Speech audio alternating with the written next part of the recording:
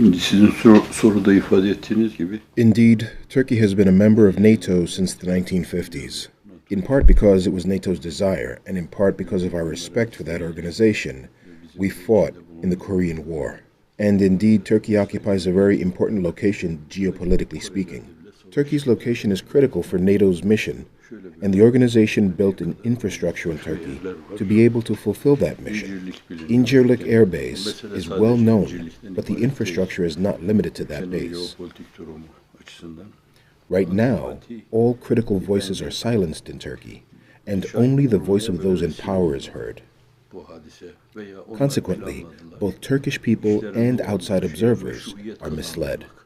The misperception about the coup continues because there is only one voice. The government interprets everything according to their calculations. They are using this event to express the antipathy they already had against Hizmet movement. The coup attempt is serving to justify their plans to persecute the Hizmet movement.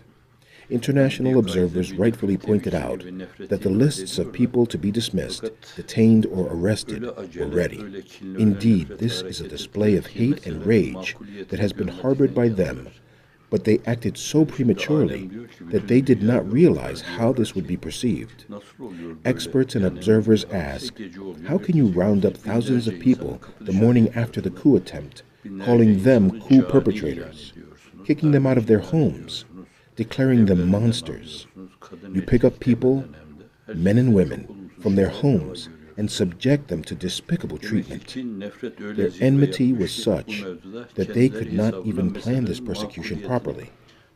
The social historians and social psychologists of the future will analyze these events, and these days will be recorded as dark pages in world history. When something becomes a matter of international relations and diplomacy, there can be reluctance about taking certain actions that would otherwise be very reasonable. There is an alliance that dates back 60 years. The two countries stood and walked together for democracy. The relationship cannot be cut because of a single incident. I don't think it is possible that the U.S. could view the Turkish government's actions positively.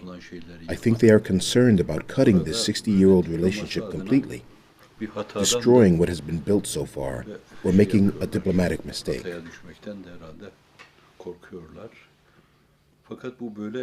But I don't believe this will continue forever. There can be reactions and even sanctions from the world, from the European Union, or from the European Parliament. I think at some point, international human rights organizations, intellectuals, and legal organizations may react and push states to act, saying enough is enough, perhaps in realizing that they cannot afford to be completely cut off from the world. Turkish leaders might change course. Of course, there are also actions that should be taken in terms of diplomacy. The United States is a country with 200 years of experience of governing a diverse population. I think the U.S. is now putting this experience into use.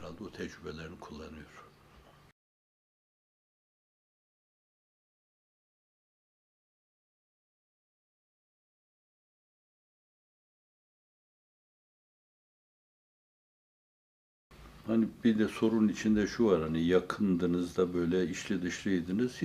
have never been close to Erdogan and have never felt close to him.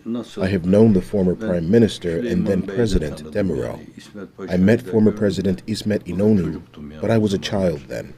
I cannot talk about having sympathy or apathy toward him because I was a child. But I knew Mr. Demirel as a political leader, and I had respect for him because he was promoting democracy, human rights, and a moderate form of secularism, not a rigid and aggressive form of secularism, but a mild one, a secularism that respects every person and every worldview. That was necessary for Turkey to be better integrated with the world. Then came Mr. Turgut Özal, who also promised the same things. He was influenced by American culture, and he knew the world. We had a personal friendship with him, but more importantly, Because of his promises, I supported him. People around me who shared my feelings supported him. The late Prime Minister, Mr. Bülent Ecevit, also promoted democracy and was respected by the Hizmet participants. Indeed, whoever promoted democracy, universal human rights, was supported by Hizmet movement participants.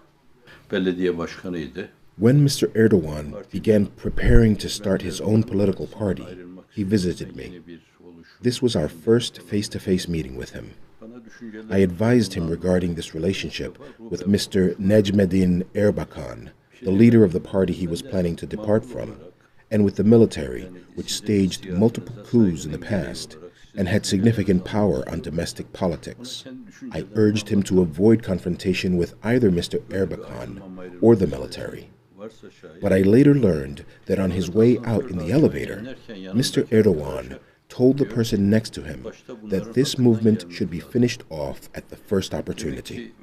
Therefore, despite the fact that the movement was much smaller at that time, it was still disturbing him. The reason for them to appear warm to the movement for a while is now becoming more clear, thanks to statements by people close to Erdogan. They were expecting Hizmet participants around the world to act like members of the Turkish Foreign Corps. Hizmet participants have been engaged in dialogue activities, promoting universal human values, organizing cultural festivals, bringing all colors of the world together. They were expected by Mr. Erdogan to promote him as a great leader, and in particular, the leader of all Muslims in the world. Such a promotion of an individual cannot be reconciled with promoting universal human values. But he did not welcome this attitude.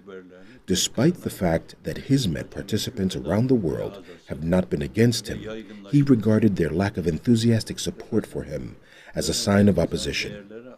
Then he began threatening to close down the college prep courses years before the public corruption probe. He himself said that he changed 4 ministers of education to be able to implement his plan against the schools. When the public corruption probe surfaced, it was immediately blamed on the movement. I still don't know who wiretapped their conversations. Were they domestic or foreign intelligence agencies? I don't know the members of the judiciary that conducted the investigation. I came to know them when their images began to appear on TV. But after blaming the probe on the movement, they began jailing people, appointing trustees to companies. Those so-called trustees took advantage of their positions to oppress people, and they became vehicles for confiscation of private property. The government silenced all positive voices. All of this happened prior to the latest coup incident. It is now understood that they have been seeking a one-man regime all along. On the wall of the Turkish parliament, it is written that sovereignty belongs to people unconditionally. His ambition was to acquire sovereignty unconditionally for himself. He still has not abandoned that ambition. For a while, he used the members of the judiciary to bring part of the military under his tutelage. Once he achieved that, he turned around and let them out of prison, made an alliance with them, including Maoists, to target the very same members of the judiciary that he used before. He used hate speech openly.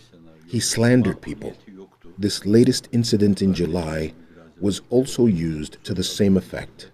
In the future, when social historians, psychologists analyze these events, the ugliness of all these events will emerge.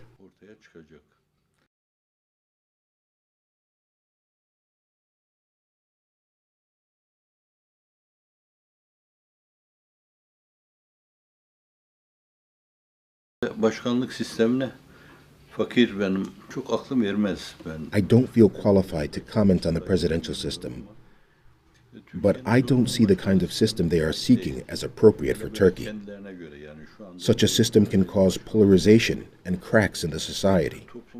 What should be done instead is to make the present system more democratic. Many times I wished they would examine the laws of the United Kingdom the Constitution of the United States and consider them in drafting the Turkish Constitution. I see this as very important for integration with the world. Therefore, they could not get the support they were seeking from me due to my concerns.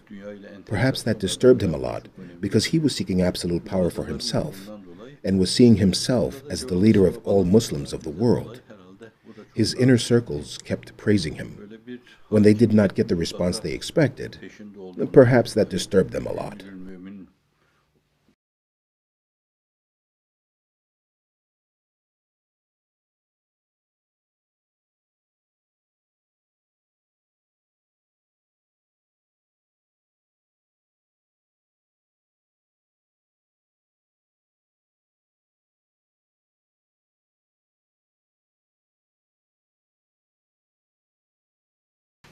The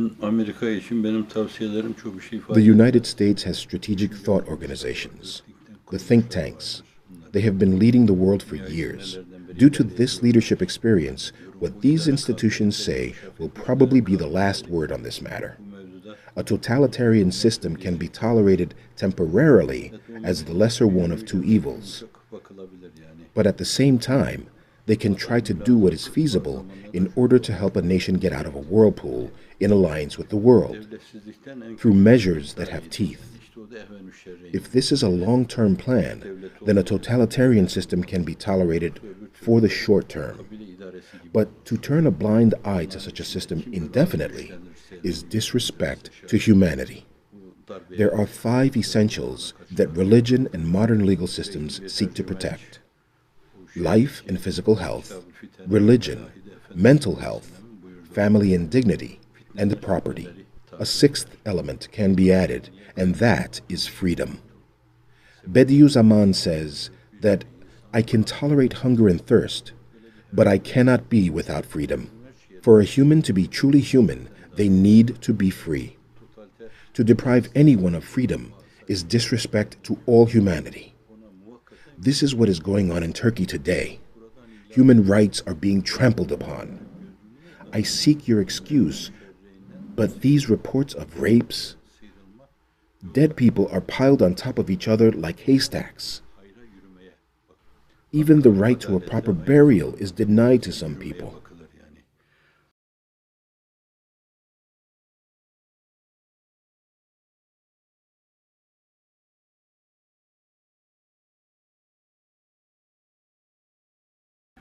The Hizmet movement participants have established schools around the world without discriminating colors, valuing every human being simply because they are human beings.